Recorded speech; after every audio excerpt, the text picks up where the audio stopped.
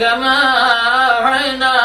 إلى نوح والنبيين من بعده وأوحينا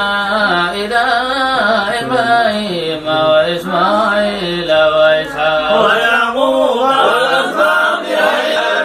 وسليمان وآتينا داود زبورا إنا أوحينا إليك كما